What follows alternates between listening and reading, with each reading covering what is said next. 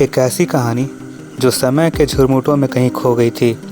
Arabian सागर की लहरें और पश्चिमी घाट्स की ऊंची चोटियों के बीच छुपी हुई है एक रहस्यमयी भूमि, तुलुनाडु। ये कोई आम जगह नहीं थी। ट्रॉपिकल रेन फॉरेस्ट के गहरी छायों में, नदियों और बैकवाटर्स के जाल में उलझी हुई ये धरती सदियों तक बाकी दुनिया से अलग रही, अपने राज अपने सीने में छुपाए हुए। 1956 से पहले 3 जिले उडुपी, मंगलुरु और कासरगोड एक ही थे। इस पवित्र भूमि को दक्षिण कन्नड़ा के नाम से जाना जाता था। लेकिन कहानी यहाँ शुरू नहीं होती। ये तो बहुत पुरानी है, इतनी पुरानी कि इसकी जड़ें ज़मीन के अंदर इतने गहरे हैं कि कोई उन्हें उखाड़ नहीं सकता। बुजुर्ग बताते हैं कि 1920s तक सिर्फ 13 किलोमीटर का सफ़र 2 घंटे का होता था। बच्चे पैदल चलते हैं, नदियाँ पार करते हैं। ये अलग थलग रहने की वजह से यहाँ के लोगों ने अपनी एक अलग ही दुनिया बसा ली। अपनी भाषा तुलु, अपनी परंपरा, अपनी संस्कृति और सबसे खास अपना आत्मदेवता भूता। सोचिए उस समय को जब इंसान ने कपड़े पहनना भी नहीं सीखा था, जब आग जलाना ही सबसे बड़ी उपलब्धि थी। उस अंधेरे ज़माने में जब रात गहरी होती थी और जंगल में अजीब अजीब आवाज़ें आती थी, लोगों ने महसूस किया कोई है, कोई अनोखी शक्ति है जो उन्हें देखती है, उनकी रक्षा करती है और उनसे नाराज़ भी होती है। और फिर उन्होंने उन्हें पूजना शुरू किया। नारियल पत्तों से बने वेश में, जंगली फूल से सजे, आग की मसाल हाथ में लिए भूतास प्रकट हुए। वे कोई दूर का कॉन्सेप्ट नहीं थे, वे ज़मीन की रूह थे, हवा की सांस थे और पेड़ पौधों की आत्मा थे। हजारों वर्षों तक यही चलता रहा। भूतास ही उनके भगवान, उनके रक्षक, उनके न्यायाधीश थे। पर एक दिन राजा मयूर वर्मा के समय की बात है, दूर से कुछ लोग आए जो कि ब्राह्मण थे। उनके साथ आए नए देवता, नई पूजा पद्धतियाँ और नई मान्यताएं। सोचा जाए तो ये एक भयंकर टकराव होना चाहिए था, पुराने और नए के बीच, भूता और भगवान के बीच। लेकिन यहाँ कुछ ऐसा हुआ जो दुनिया में कहीं देखने को नहीं मिला। शायद भूताज ने समझा कि ये नए देवता भी उनके जैसा ही कुछ चाहते हैं, लोगों की भलाई। और शायद भगवानों ने भी भूताज की ताकत को पहचान लिया। जो भी हो, दोनों ने एक दूसरे का साथ दिया। ब्राह्मणों ने भूता को अपनाया और स्थानीय लोगों ने भगवान को। और आज भी दोनों एक साथ खुशहाल दक्षिणी कन्नड़ा में बसे हुए हैं। लेकिन भूताज की असली शक्ति देखनी है तो चलिए उस रात में, जब दिवाली के बाद से लेकर के मई के आखिरी हफ्ते तक, जब सूरज छुपता है और अंधेरा छाने लगता है, तुलुनाडु के छोटे छोटे गांव में कुछ होने लगता है। हवा में एक अजीब सी खुशबू घुल जाती है, धूप की, फूलों की, डर की, श्रद्धा की। नेडियावर जैसा छोटा सा गांव देखते देखते बदल जाता है। लोग दूर दूर से आते हैं, कुछ अपने सवाल लेकर, कुछ अपने गम लेकर, सिर्फ देखने के लिए कि आज कौन सा भूता आएगा, क्या कहेगा, किसके लिए न्याय करेगा। पाम और आम के पत्तों से सजा हुआ एक पंडाल, जमीन पर रंगोली की रंगीन रेखाएं, जैसे किसी ने धरती पर जादू कर दिया हो। और फिर शुरू होता है वो अनोखा सिलसिला। होस्ट अपने हाथों में नारियल का तेल लेकर आता है। ये कोई आम तेल नहीं है, ये एक पवित्र न्यौछावर है उस आत्मा के लिए जो कि आज प्रकट होगी। पत्री, वो शुभ व्यक्ति जिसके शरीर में आज भूत आएगा, वो इसी तेल से स्नान करता है। देखो उस पत्री को ध्यान से। वो पेड़ पौधे से निकला हुआ पेस्ट अपने चेहरे पर लगाता है। हर लकीर, हर रंग एक मतलब रखती है। धीरे धीरे उसका चेहरा खो रहा है और उसकी जगह कोई और आ रहा है। और तब पंडाल के एक कोने में औरतों की आवाज़ें गूंजना शुरू होती है। परदानाज, वो बलाड्स जो तुलु में गाए जाते हैं। आवाज़ में एक अजीब सा जादू है, जैसे वो सिर्फ गा नहीं रही बल्कि पास्ट को प्रेजेंट से जोड़ रही हैं। गाथाएं सुनाई देती हैं उस भूता की जो आज आएगा, उसकी वीरता की, उसके कर्तव्यों की, उसके गुस्से की और उसकी दयालुता की। हर शब्द पत्री के दिमाग में उतरता जाता है। वो अब वो इंसान नहीं रह जाता जो वो पहले था।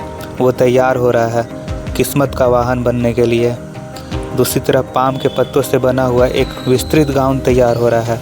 ये कोई फैशन स्टेटमेंट नहीं, ये हजारों साल पुरानी ट्रेडिशन है।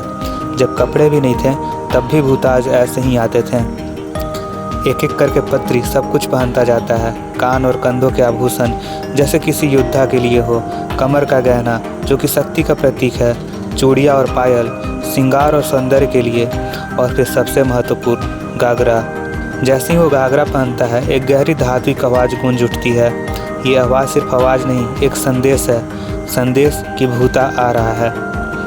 ढोलक बजने लगते हैं, शहनाई की आवाज़ हवा में घुलने लगती है और पत्री, वो अब पत्री नहीं रहा, उसके पैर रिदम पकड़ लेते हैं, पहले धीरे, फिर तेज, फिर और तेज, और अचानक वो उछल जाता है। एक जोरदार दहाड़ निकलती है उसके मुंह से, ऐसे जैसे कि जंगल का राजा गरज उठा हो। उसकी आंखें लाल हो जाती हैं, लोगों के रोंगटे खड़े हो जाते हैं, कुछ डर से कांपते हैं, कुछ श्रद्धा से झुक जाते हैं। लेकिन वो बहुत गुस्से में है। वो इधर उधर कूदता है, आग की तरह जलता है। जल्दी जल्दी नारियल पानी लाओ, एक नहीं, दो नहीं, कई नारियल, तभी वो शांत होगा। धीरे धीरे भूता शांत होता है। फिर वो होस्ट की तरफ देखता है। उसकी आवाज़ अब भारी है, गहरी है और डरावनी है। क्यों बुलाया मुझे? क्या चाहिए तुम्हें? और फिर शुरू होता है वो अनोखा सिलसिला। एक एक करके लोग अपना दुख सुनाते हैं।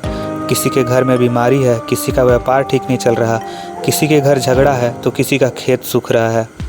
भूता सबकी सुनता है। गुस्से में भी वो ध्यान से सुनता है, फिर अपने अनोखे अंदाज में जवाब देता है। कभी सख्ती से, कभी प्यार से, कभी वार्निंग देते हुए। वो न सिर्फ एडवाइस देता है बल्कि ट्रिब्यूनल बन जाता है। अगर किसी ने गलत किया है तो सज़ा देता है, अगर किसी पर अन्याय हुआ है तो न्याय देता है। ये दरबार आधी रात तक चलता है। एक भूता जाता है तो दूसरा आता है, और कभी कभी एक ही रात में 18 भूत आज तक आ जाते हैं। लेकिन रुको, अगर तुमने सोचा कि यह सिर्फ गंभीर डरावने इवेंट हैं तो गलत सोचा। कुछ भूताज अपने साथ साइड किक्स लाते हैं, ऐसे कैरेक्टर्स जो पूरा का पूरा कॉमेडी शो कर देते हैं। वो नाचते हैं अजीब तरीके से, मजाकिया हरकतें करते हैं और एक के बाद एक जोक सुनाते हैं। पूरा पंडाल हंस हंस के लोटपोट हो जाता है। तो ये भी एक भूता कोला की खासियत है। एक पल डरावना, दूसरे पल मज़ेदार, एक पल न्याय का दरबार तो दूसरे पल मनोरंजन का कार्यक्रम।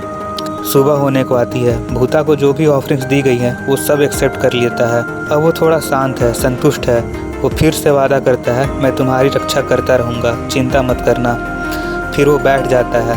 पत्री का शरीर थका हुआ है क्योंकि घंटों तक वो किसी और की रूह का बोझ उठाए रहा। एक एक करके लोग आते हैं। भूता अपनी तलवार से उन्हें छूता है, आशीर्वाद देते हुए। उन्हें वो कुमकुम और पिंगारा देता है जो लोग प्रसाद की तरह घर ले जाते हैं। और फिर धीरे धीरे वो फिर से एक इंसान बन जाता है। भूता चला जाता है अगली बार तक, अगली रात तक, अगली बारी तक। तो ये है भूता कोला, न सिर्फ एक धार्मिक अनुष्ठान बल्कि एक जिंदा ट्रेडिशन जो हजारों सालों से तुलुनाडु की धरती पर कायम है। ये एक ऐसा ब्रिज है जो पास्ट को प्रेजेंट से जोड़ता है, इंसान को आत्मा से जोड़ता है और ज़मीन को आसमान से जोड़ता है। आज भी जब भूता प्रकट होता है लोग मानते हैं, हाँ वो सच में आ गया। कोई एक्टिंग नहीं, कोई नाटक नहीं, वो जो सच है। और यही है तुलुनाडु की सबसे बड़ी खासियत। यहाँ भूता और भगवान दोनों रहते हैं, एक दूसरे के सम्मान करते हुए, लोगों की रक्षा करते हुए। कोई टकराव नहीं, कोई जंग नहीं, सिर्फ प्यार, विश्वास और सिर्फ श्रद्धा। अगर कभी मौका मिले तो एक बार ज़रूर जाना तुलुनाडु, एक बार ज़रूर देखना भूता कोला। क्योंकि कुछ चीज़ें किताबों में नहीं, सिर्फ आँखों में बसती हैं। कुछ आवाज़ें रिकॉर्डिंग्स में नहीं, सिर्फ दिल में सुनाई देती है। और जब तुम वहाँ जाओगे, रात के अंधेरे में जब गागरा की आवाज़ गूंज उठेगी, जब ढोलक की थाप सुनोगे, जब भूता की दहाड़ आसमान में उलझेगी, तब पता चलेगा कि ये सिर्फ एक रिचुअल नहीं है, ये एक अनुभव है, एक एहसास है और एक सच है। एक ऐसा सच जो आज भी जिंदा है।